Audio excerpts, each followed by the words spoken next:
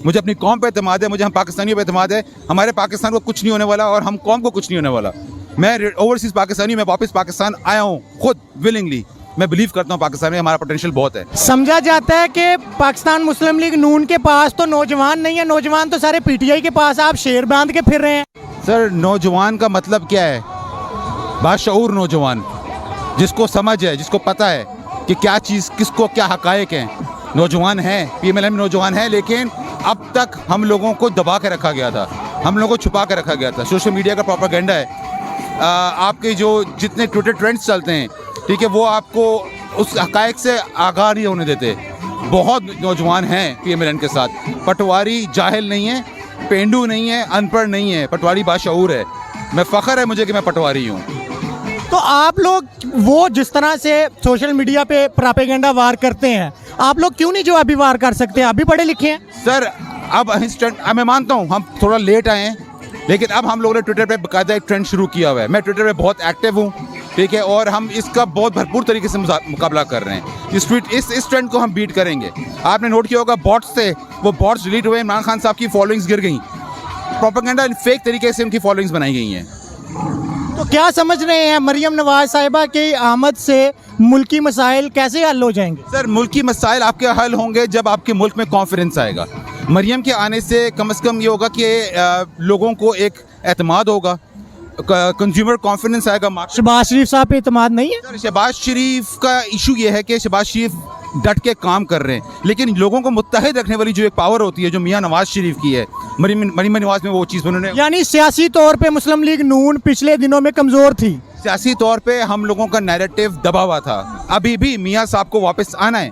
मियां साहब को equal level playing field देने की ज़रूरत है। कब तक आएंगे मियां साहब वापस? जिस दिन लेवल प्लेइंग फील्ड क्रिएट हो गई। मतलब जिस दिन केसेस खत्म हो गए? नहीं, जिस दिन लेवल प्लेइंग फील्ड क्रिएट हो गई, जिस दिन खान साहब को भी वही सब्जुकेशन मिलेगी जिस दिन मियां साहब को सब्जुकेशन की। आप चाहते हैं खान साहब को नाअहल कर दिया जाए? नाअहल ना करें उनको, प्रॉपर मेरिट पे केसेस हैं, वो केसेस होने चाहिए। उनके मेरिट पे जो भी केसेस करें, मियां साहब को तो केसेस बना तोशा खाना का एक रेफरेंस आया था, अदालत ने हुकूमत से कहा है कि तोशा खाना की सारी जो है ना वो शुरू से लेके आखिर तक रिकॉर्ड लेके आओ। तो हुकूमत ने वहाँ पे माजरत कर ली है कि हम नहीं रिकॉर्ड ला सकते। सर, हुकूमत इन चीज़ों में माजरत कर ले, टायरीन पे माजरत कर सकती है, तो मालूम जब्बा पे माजरत कर सकती है, हेलीकॉप्टर केस पे माजरत कर सकती है, फॉरेन फंडिंग पे माजरत कर सकती है। फिर खान साहब को गिरफ्तार क्यों नहीं किया जा सकता? नहीं गिरफ्तार करना उनको गिरफ्तार करके उनको वो सियासी बसीरत नहीं देनी। ये सियासतदान की जीनत होती है जेल जाना। सियासतदान जो जेल जाते हैं वो अपने हक पे होते हैं। खान साहब को इस वक्त इस तरह से गिरफ्तार नहीं करना।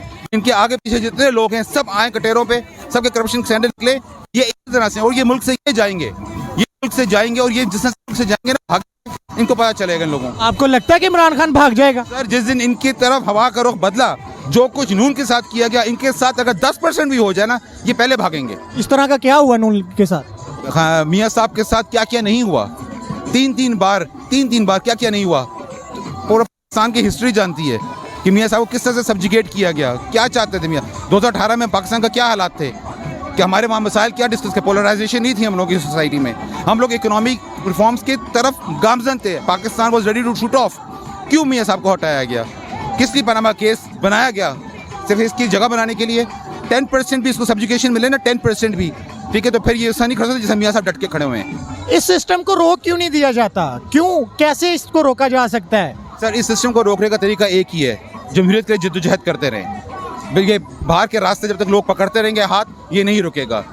डेमोक्रेसी सालों साल लगते हैं। डेमोक्रेसी अमेरिका के बनने के बाद 75 साल तक उनके यहाँ खाना जंगी थी। हम लोगों को अभी 75 साल हुए हैं, हमें भी वक्त सफ़र तय करना है, लेकिन हमारा सफ़र आगे की तरफ बढ़ रहा है। हम अभी कम से कम ये कि डायरेक्टली मार्शल लॉ कभी नहीं लग सकता। ये हाइब्रिड रिजीम्स के जरिए आते हैं। इन चीज़ों को आहिस्ता आहिस्ता, जिससे आवाम बाशऊर होती जाएगी, सोशल मीडिया का दौर है, जिससे आवाज़ उठती जाएगी, ये ख़त्म होता जाएगा आहिस्ता। आपको नहीं लगता कि सियासी जमातें एक से बढ़ के एक वो कम तनख्वाह पे काम करने के लिए तैयार हो जाती हैं? तो ये सिलसिला नहीं पहले रुकना चाहिए? वो तब तक तैयार हो जाती है क्योंकि चार्टर ऑफ डेमोक्रेसी की कोई ऑनर नहीं करता। इमरान खान साहब को चाहिए था ना चार्टर ऑफ डेमोक्रेसी पे आके बैठें। जब चार्टर ऑफ डेमोक्रेसी पे आके बैठ जाएंगे, मैं देखता हूँ कैसे कोई रास्ता बनाते हैं अंदर। खान साहब ने अगर इनको पता चल गया था ना कि क्या हो रहा है, तो फिर आके बैठ जाते जरदारी साहब के साथ और शहबाज शरीफ के साथ, चार्टर ऑफ डेमोक्रेसी पे साइन करते। सबका भला होगा, मुल्क का भला होगा अगर चार्टर ऑफ डेमोक्रेसी पे साइन करें। वो तो अभी भी आमरीत माइंडसेट के कि इनको निकालो और मुझे लाओ।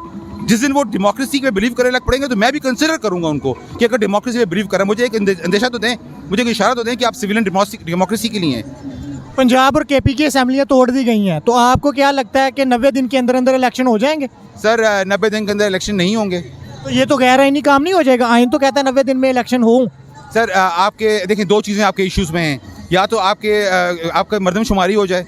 अगर मरदमशुमारी नहीं करानी है, ठीक है, इमरजेंसी सिचुएशन है मुल्क के अंदर, आप उन्हें 3 महीने 4 महीने आगे एक्सटेंड कर सकते हैं। अक्टूबर में आपकी जनरल इलेक्शन के साथ असेंबली चल सकती है। लेकिन अगर केपी में पंजाब में इलेक्शन हो भी जाते हैं तो कोई बड़ी बात नहीं है, 5 साल इनकी इलेक्शन ज़्यादा चलें और मरकज़ के इलेक्शन ज़्यादा चलें। कोई मसला, इंडिया में ऐसा होता है, इंडिया में स्टेट के स्टेट इलेक्शन ज़्यादा होते हैं, जनरल इलेक्शन ज़्यादा होते हैं, कोई ऐब नहीं है इसके अंदर। तो मुस्लिम लीग नून अब किस नारे के साथ मैदान में जाएगी? सर आपको मैं बताता हूँ, छोटे सा एक ही नारा होना चाहिए, जमहूरियत जमहूरियत जमहूरियत, सिविल बालादस्ती। ये एक मेन नारा होना चाहिए। सारे मामले हल हो जाएंगे जब तक इंटरफेरेंस ख़त्म नहीं होती, ठीक है, मुल्क आगे नहीं बढ़ेगा। 2018 के इलेक्शन को मियाँ साहब के इल्ज़ाम के मुताबिक हाईजैक किया गया, मियाँ साहब के खिलाफ, मियाँ साहब के बकौल साजिशें हुई, तो जब इक़्तिदार में आए तो उन किरदारों के खिलाफ क्या किया गया? Sir to win the race you have to be in the race. आप भी जानते हैं, हम भी जानते हैं, हम जमहूरी लोग जो है थोड़े से कमज़ोर हैं, हमारे हाथ बंधे होते हैं। मफाहमत 1 स्टेप बैक 2 स्टेप फॉरवर्ड, ठीक है, तो यहाँ पर कुछ दे के कुछ लेना पड़ता है। मतलब एक स्टेप बैक हुआ, अब दो कदम आगे बढ़ेंगे। आगे बढ़ना है अभी। ये कब तक बढ़ेंगे? सर वक्त है, सर वक्त है। आपको इत्मीनान है? मुझे इत्मीनान है, मुझे अपनी कौम पे इत्मीनान है, मुझे हम पाकिस्तानियों पे इत्मीनान है। हमारे पाकिस्तान को कुछ नहीं होने वाला और हम कौम को कुछ नहीं होने वाला।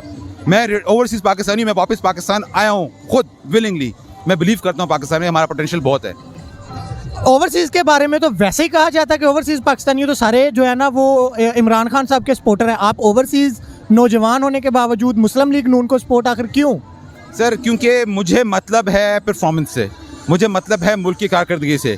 मैं इमोशनल इन्फैक्चुएशन, स्लोमो, इन चीज़ों पे नहीं बिलीव करता। इस्लामोफोबिया हो गया, रहमतुल्लिल आलमीन कमेटी होगी, मुझे इनसे नहीं चाहिए।